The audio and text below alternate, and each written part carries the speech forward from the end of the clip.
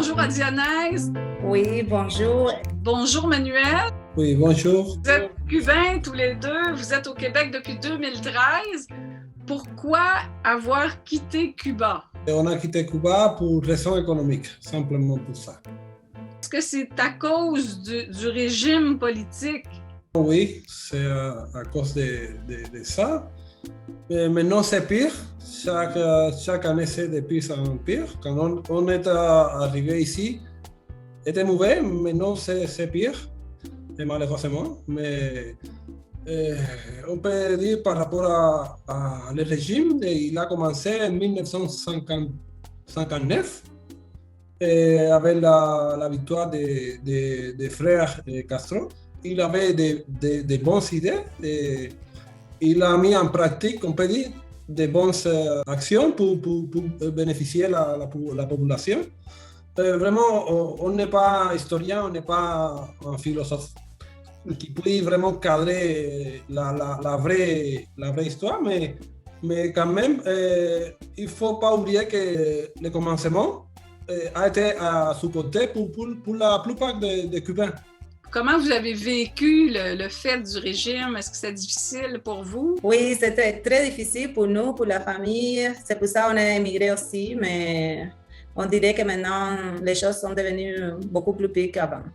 Oh, pire qu'avant? Oui. Est-ce qu'il y a beaucoup de Cubains qui quittent à cause de la difficulté de gagner sa vie? Je pense que la plupart c'est à cause de ça.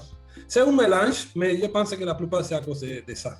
Vraiment, la situation maintenant, c'est exécrable, je dirais. À Cuba, on vit une situation assez difficile parce que maintenant, ceux qui peuvent vivre un petit mieux, ou plus mieux, sont des familles comme la nôtre, parce qu'on a la chance, on a la possibilité de les envoyer des aides, de l'argent. Mais sinon, à Cuba, il n'y a pas de nourriture, il n'y a pas presque rien maintenant. Les choses la plus fondamentale. Donc, c'est difficile. Qu'est-ce que vous trouvez beau à Cuba là, qui nous donnerait le goût de vraiment prier pour votre pays? Vraiment, les paysages, la mer, les plages, mais surtout la chaleur entre les personnes, l'entraide. La chaleur humaine, c'est une particularité. Je ne sais pas si c'est seulement à Cuba, mais à Cuba, c'est très touchant. Une personne âgée qui est malade, qui habite tout seul, qui a besoin de médicaments, il y a n'importe qui, un voisin qui va passer, qui va faire les achats pour ces personnes, qui va l'aider. Même des fois, va payer les médicaments pour elle. Est-ce que ça vous manque? On nous manque un petit peu, mais... Oui, beaucoup. À Dionyse, on aimerait beaucoup prier pour votre pays d'origine. Est-ce que vous avez une intention particulière?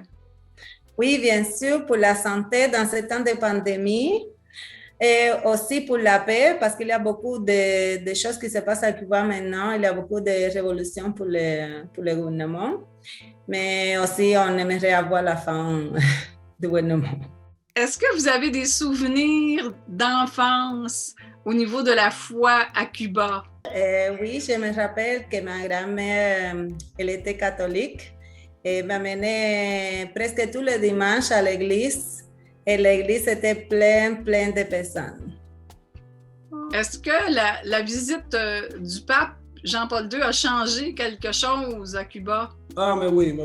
Je pense que c'est à partir de cela, je dirais que c'est à partir de cela, de ce moment-là, en 1997-98, à peu près, la relation des gouvernements à Cuba et l'Église a amélioré beaucoup.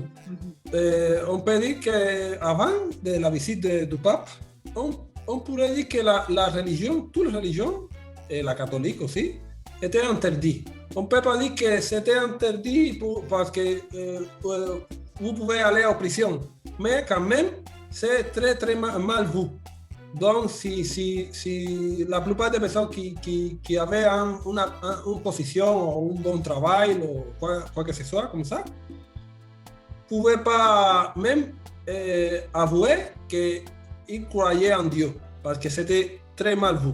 Parce que je me rappelle la visite de la première visite, le gouvernement, même le gouvernement, ils sont préparés dans une grande place, en rencontre, et il y avait tellement de personnes que n'avaient suffisant d'espace pour voir les papes.